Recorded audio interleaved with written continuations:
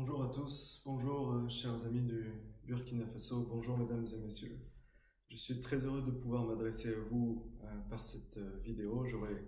encore plus aimé être avec vous aujourd'hui à Ouagadougou, mais cela n'a pas été possible. Mais je suis sûr que très bientôt j'aurai l'occasion de vous rencontrer toutes et toutes. Je m'appelle Pierre-Olivier Lesburger, je travaille comme responsable pour les politiques et le développement régional à l'IFRO. L'IFRO étant la fédération internationale qui représente toutes les sociétés de gestion collective dans le domaine du texte et de l'image, qui sont donc ces sociétés qui gèrent le droit de reproduction par reprographie dans la plupart des pays du monde et leur déclinaison nationale et bien sûr le Bureau burkinabé du droit d'auteur. Et je voudrais d'ailleurs en profiter pour saluer chaleureusement son directeur général, Monsieur Walid Barra, sa directrice des affaires internationales Chantal Forgot et toute l'équipe du BBDA avec qui nous travaillons depuis de nombreuses années. Et je voudrais les remercier aussi de me permettre de m'exprimer et de m'adresser à vous aujourd'hui à l'occasion de ce séminaire que l'IFRO est très heureux de soutenir et d'y participer par ce moyen-ci. Aujourd'hui, ce que je voudrais faire dans les quelques minutes que vont durer cette vidéo, c'est présenter un petit peu la raison d'être des discussions que vous avez aujourd'hui. Pourquoi est-ce qu'il y a cette rémunération par reprographie? Expliquer un peu d'où ça vient. Comment est-ce que cela a été mis en œuvre dans le monde? Et pour finir, pourquoi c'est important, pour qui c'est important et pourquoi il y a toutes ces sociétés de gestion collective et le projet que vous êtes en train de discuter aujourd'hui. J'ai conscience que je crois en moyenne la capacité d'attention au cours d'une présentation d'une personne est d'environ 10 minutes. Je crains que ce soit encore moins lorsqu'il s'agit d'une vidéo, donc je vais essayer d'être bref et d'aller à l'essentiel. Donc, comme je vous disais, l'IFRO représente toutes ces sociétés de gestion collective qui sont créées par les auteurs et par les éditeurs dans des pays d'Afrique, d'Asie, d'Amérique latine, d'Amérique du Nord, d'Europe, du Pacifique. Dans tous les pays, grands ou petits, ces sociétés ont été créées avec cette idée qui est assez simple, selon laquelle les auteurs disposent de droits exclusifs sur leur œuvre, sur le livre qu'ils ont écrit, sur l'article qu'ils ont écrit, les éditeurs sur l'œuvre qu'ils ont publiée, mais ils sont dans l'incapacité à titre individuel de pouvoir autoriser chaque usage qui va être fait de par le monde de leur œuvre. Et donc les auteurs, il y a déjà quelques siècles de ça, ont eu cette idée de se mettre ensemble et de se dire que si une société au niveau national, comme le Bureau burkinabé du droit d'auteur, peut se charger pour eux de gérer leurs droits, alors ça devient beaucoup plus facile parce qu'au lieu d'avoir une multitude d'intermédiaires, vous allez avoir une société qui est chargée exclusivement de mettre en œuvre ces droits et de donner la rémunération qui en découle aux auteurs et aux éditeurs qu'elle représente.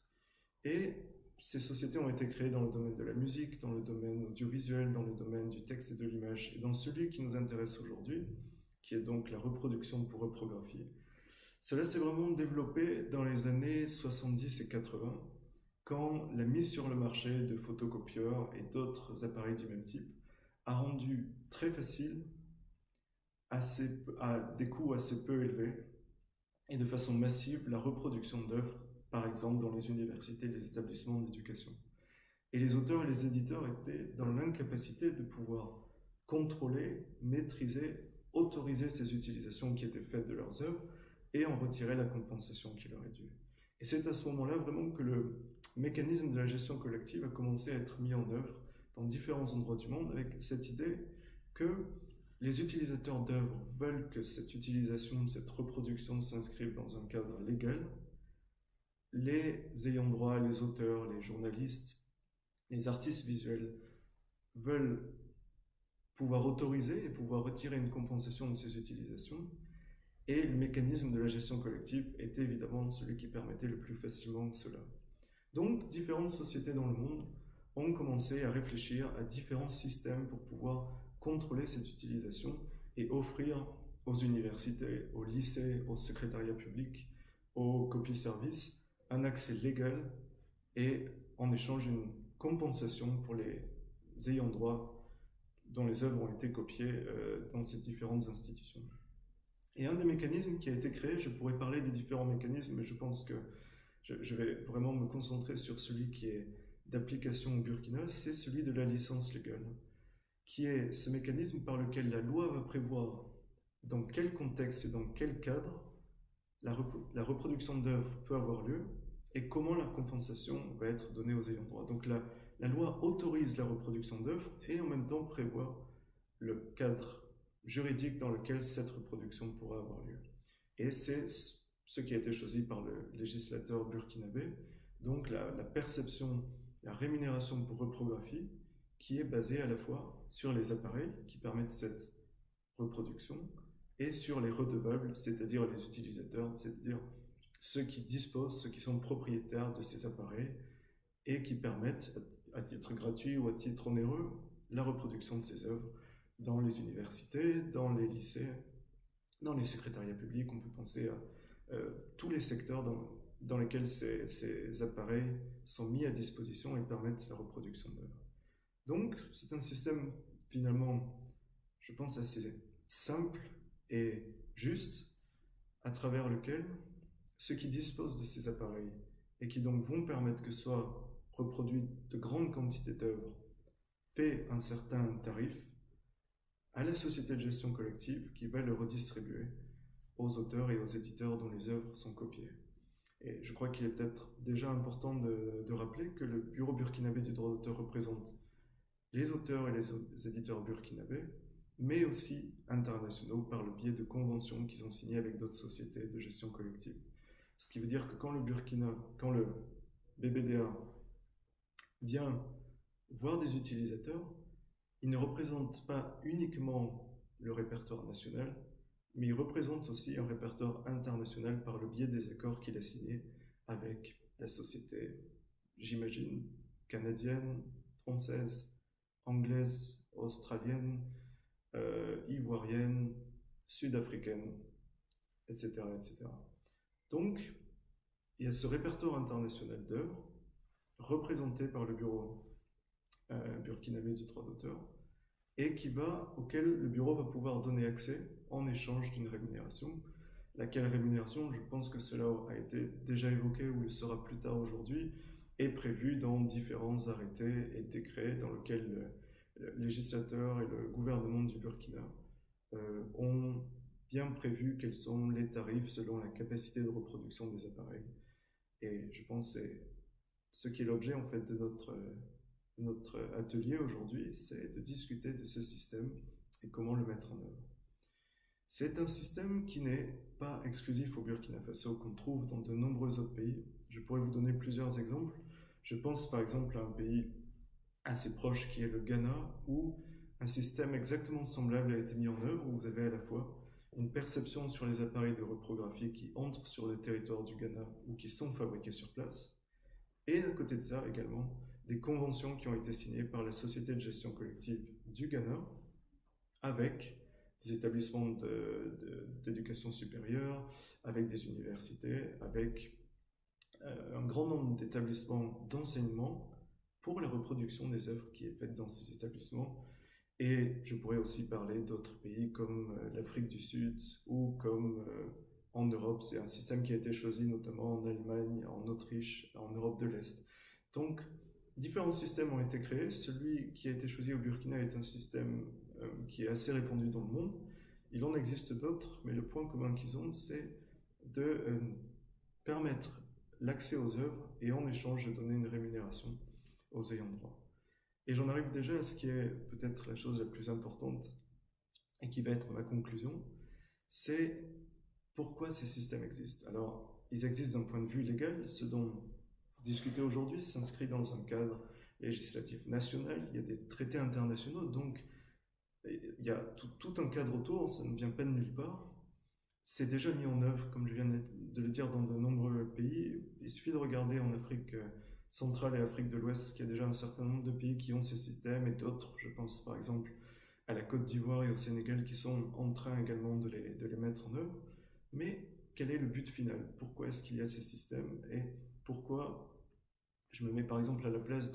des utilisateurs qui sont là aujourd'hui, qui jusqu'à maintenant ne payaient pas ces rémunérations, qui se demandent pourquoi commencer à le faire maintenant. Il y a certes une obligation légale de le faire, mais quel est le but? Et je suis sûr que cela a déjà été abordé. Le but, c'est vraiment d'assurer aux ayants droit une compensation pour la reproduction de leurs œuvres.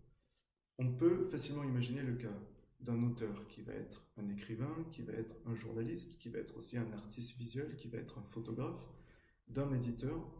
qui vont écrire, publier une œuvre qui va être achetée peut-être un certain nombre de fois et reproduite.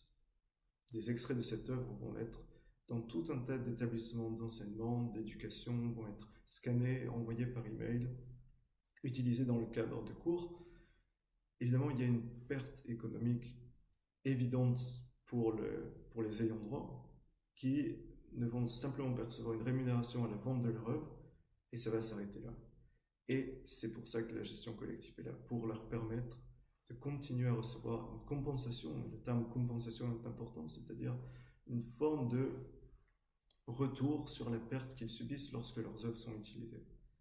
Et à côté, pour les établissements d'enseignement supérieur, pour les secrétariats publics, pour toutes les différentes institutions qui sont représentées aujourd'hui dans cette salle, c'est vous donner une sécurité juridique. C'est-à-dire que à partir de maintenant, à partir du moment où ces conventions, où ces accords, où ces licences auront été signées avec le Bureau burkinabé du droit d'auteur, vous aurez une sécurité juridique qui voudra dire que à tout moment, lorsqu'une œuvre sera reproduite dans l'enceinte de vos institutions ou dans votre établissement, ça le sera d'une façon légale et dans le cadre de la législation. Donc vous n'aurez plus à vous poser la question si, quand par exemple un professeur va reproduire un chapitre, le photocopier et le donner à ses élèves, cela est en contradiction avec la loi sur le droit d'auteur, cela enfreint le droit d'auteur ou au contraire est-ce que c'est légal? Les solutions qui sont offertes par la gestion collective permettent de légaliser toutes les reproductions d'œuvres qui sont réalisées dans vos institutions. Je crois qu'il y a une autre dimension qui est importante, c'est, je pense là en particulier aux universités. Aujourd'hui, dans le monde dans lequel nous vivons, il y a une concurrence de plus en plus rude, notamment entre les établissements d'enseignement supérieur. Avoir une politique en matière de propriété intellectuelle, d'utilisation des œuvres, c'est aussi se donner au niveau national et au niveau international une certaine idée de l'importance qui est accordée, du respect qui est accordé aux œuvres protégées. Et je pense que lorsqu'une université va voir des universités à l'étranger, va discuter avec différents partenaires, pouvoir montrer que la reproduction des œuvres qui est faite dans votre établissement se fait dans un cadre légal, qu'une compensation est payée, et donc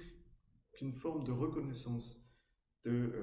l'importance et de la qualité des œuvres est donnée par le cadre de ces accords, je crois que c'est également une condition importante. Et évidemment, ces montants dont nous parlons, qui sont déjà versés aux auteurs et aux éditeurs par le BBDA, par le biais de la rémunération pour reprographie sur les appareils, et qui le sera aujourd'hui, demain, également par le biais de la perception de la rémunération pour reprographie sur les redevables, c'est une contribution pour les auteurs et les éditeurs qui est loin d'être négligeable. Il y a plusieurs études dont je pourrais parler, dont une par exemple au Royaume-Uni qui a montré que pour plus de 25% des écrivains, des auteurs britanniques, les montants qu'ils reçoivent de la gestion collective, donc de la société sœur du BBDA au Royaume-Uni, représentent plus de 60% de leurs revenus. Donc ils reçoivent plus de revenus par le biais de la gestion collective, donc des utilisations secondaires de leurs œuvres, que de la vente directe de leurs livres et de leurs contrats avec leur éditeur. Et pour les éditeurs, ça représente leur capacité à investir, à publier de nouvelles œuvres. Donc ce sont des montants qui sont loin d'être négligeables et qui vont au final faire la différence entre avoir une édition locale au Burkina, avec des écrivains qui sont suffisamment rémunérés, ce qui leur permet de créer, d'avoir des contenus scolaires qui vont être faits sur place en utilisant un cadre culturel, linguistique, juridique propre au Burkina et qui va faire que les petits-enfants burkinabés de demain étudieront et étudient déjà aujourd'hui avec des manuels scolaires qui utilisent le référentiel qui est le leur, au lieu d'avoir, parce que les œuvres sont utilisées massivement sans rémunération des manuels scolaires qui viennent de l'étranger et qui utilisent des cadres référentiels d'autres pays et d'autres cultures qui, au final, vont priver les étudiants, les élèves, de ce qui est un apport fondamental, je crois, pour leur culture et pour leur développement, qui est d'avoir à portée de main des œuvres écrites, rédigées par des auteurs et des éditeurs du pays qui vont dire l'histoire, qui vont dire la culture, qui vont analyser les événements selon leur propre perception, qui est très différente de celle des autres pays. Et pour conclure, je voudrais vous parler d'une campagne qui est en cours au niveau européen, parce qu'il y a également des discussions au niveau du droit d'auteur en Europe, et l'IFRO, en tant que fédération internationale, a à la fois un comité pour l'Afrique, un comité pour l'Asie et le Pacifique, pour l'Amérique latine et pour l'Europe. Et dans le cadre européen, une campagne vient d'être lancée qui s'appelle Content for Education, des contenus pour l'éducation, qui est précisément au sujet de ce dont nous parlons aujourd'hui. C'est-à-dire, dans le cadre de cette campagne, il y a une multitude d'enseignants, d'auteurs, d'éditeurs européens, de tous les pays d'Europe, qui viennent expliquer à quel point les revenus qu'ils reçoivent de la gestion collective sont importants pour eux. Je pense par exemple à un écrivain gallois qui a fait un témoignage qu'on peut trouver notamment sur les réseaux sociaux et sur le site de cette campagne, qui explique à quel point les revenus qu'il reçoit de la société sœur du BBDA au Royaume-Uni ne vont pas le rendre extrêmement riche, mais vont lui permettre de continuer à écrire et vont donner une valeur à ce qu'il écrit, parce qu'il sait que quand ses œuvres sont lues, sont utilisées dans les établissements d'enseignement, il va recevoir une forme de compensation pour cette utilisation. Donc voilà, je crois que ça résume vraiment l'importance de ce sujet. Je voudrais une nouvelle fois remercier le BBDA et le gouvernement du Burkina Faso pour leur soutien. Dire que c'est vraiment un honneur et un privilège d'avoir pu m'adresser à vous aujourd'hui. Nous avons une coopération qui est très longue avec le BBDA et qui va se poursuivre. Et redire encore une fois tout le soutien de l'IFRO à ce projet. Vraiment notre volonté absolue, s'il y a besoin de fournir des informations supplémentaires, de donner des exemples, de la façon dont cela se passe dans d'autres pays, nous sommes tout à fait disposés à le faire. Et vous souhaitez un très bon atelier, et j'espère avoir l'occasion de vous rencontrer très bientôt à Ouagadougou cette fois pour poursuivre cette discussion. Et encore une fois, merci beaucoup et bonne journée.